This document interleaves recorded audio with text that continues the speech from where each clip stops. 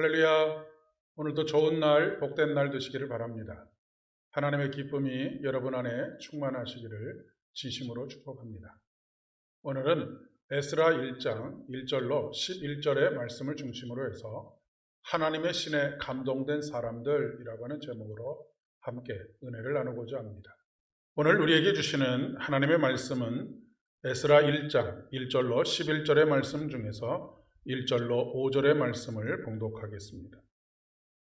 바사왕 고레스 원년에 여호와께서 예레미야의 입을 통하여 하신 말씀을 이루게 하시려고 바사왕 고레스의 마음을 감동시키심에 그가 온 나라에 공포도 하고 조소도 내려 이르되, 바사왕 고레스는 말하노니 하늘의 하나님 여호와께서 세상 모든 나라를 내게 주셨고 나에게 명령하사 유다 예루살렘의 성전을 건축하라 하셨나니 이스라엘의 하나님은 참 신이시라. 너희 중에 그의 백성된 자는 다 유다 예루살렘으로 올라가서 이스라엘의 하나님 여호와의 성전을 건축하라. 그가 예루살렘에 계신 하나님이시라. 그 남아있는 백성이 어느 곳에 머물러 살든지 그곳 사람들이 마땅히 은과 금과 그 밖의 물건과 짐승으로 도와주고 그 외에도 예루살렘에 세울 하나님의 성전을 위하여 예물을 기쁘게 드릴지니라 하였더라. 이에 유다와 베냐민 족장들과 제사장들과 레위 사람들과 그 마음이 하나님께 감동을 받고 올라가서 예루살렘에 여호와의 성전을 건축하고자 하는 자가 다 일어나니. 아멘. 우리 그리스도인들이 가져야 할 이 세상의 역사에 대한 역사관의 핵심은 하나님의 섭리와 경륜입니다. 경륜이라고 하는 것은 하나님께서 정해놓으신 계획, 그리고 하나님께서 정하신 뜻을 의미합니다. 섭리는 그 계획을 이루기 위해서 자연 질서와 피조물을 보존하시고 세계에서 일어나는 모든 일에 하나님께서 관여하시며 만물을 창조의 목적대로 이끌어 가신다라고 하는 믿음의 고백입니다. 하나님께서는 약속의 말씀을 통해서 당신께서 우리의 역사 안에서 이루어 가실 일들에 대해서 말씀하십니다. 그 말씀은 바로 선지자의 입을 통해서 하시는 말씀들입니다. 1절의 말씀에 예레미야의 입을 통하여 하신 말씀을 이루게 하시려고 라고 기록하고 있습니다. 모든 피조물은 창조된 목적을 가지고 있습니다. 우리 한 사람 한 사람도 우연히 아니면 실수로 태어난 것이 아니라 목적을 가지고 태어난 것입니다.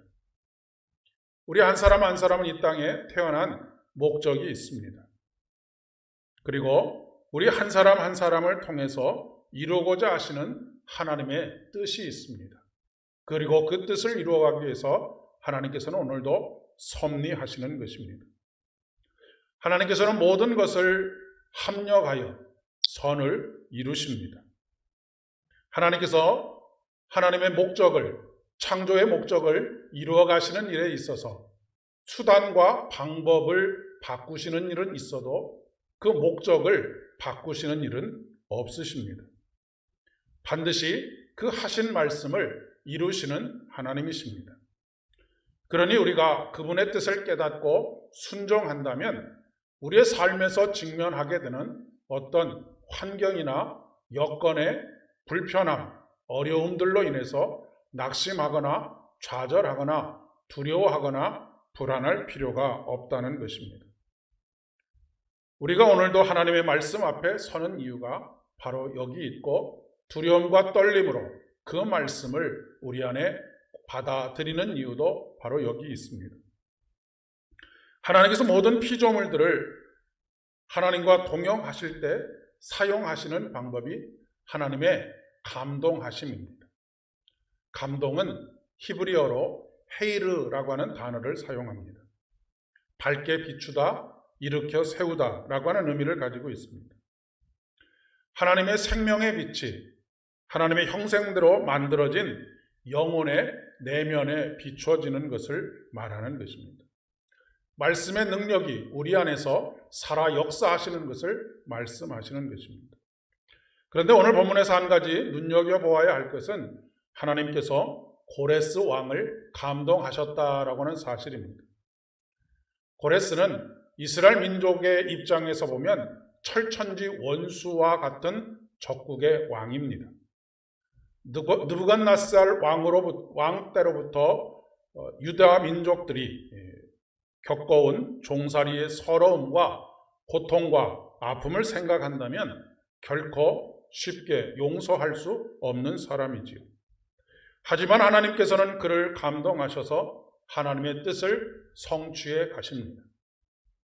우리의 감정이나 경험 때문에 우리의 눈이 가려지거나 선입견을 가지고 시야가 가려지면 안 된다라고 하는 것을 말해주는 것이죠. 만약에 그렇게 된다면 하나님께서 일하시는 것을 깨닫지 못하고 그리고 스쳐 지나갈 수도 있습니다. 많은 경우 우리의 시선은 신앙 공동체, 즉 교회 안에 머물러 있을 때가, 축소되어 있을 때가 굉장히 많이 있습니다. 그런데 이런 시각은, 그리고 이렇게 좁게 축소된 하나님의 나라에 대한 개념은 하나님의 섭리를 막아서거나 방해할 수 있다는 사실입니다. 때로 우리가 어떤 사람에 대해서, 어떤 사건에 대해서 배제한다고 한다면 그 어떤 것도 하나님께서 감동하셔서 사용하실 때 우리가 스쳐 지나갈 수 있다는 그런 말씀입니다. 예를 든다면 세상의 권력과 예산 같은 것입니다. 잘못 사용되거나 낭비되는 것 얼마나 많이 있는지 모릅니다. 이런 것들을 주님의 뜻을 이루는 선한 일에 사용할 수 있도록 물꼬를 터가는 것, 이런 일들이 필요한 것입니다.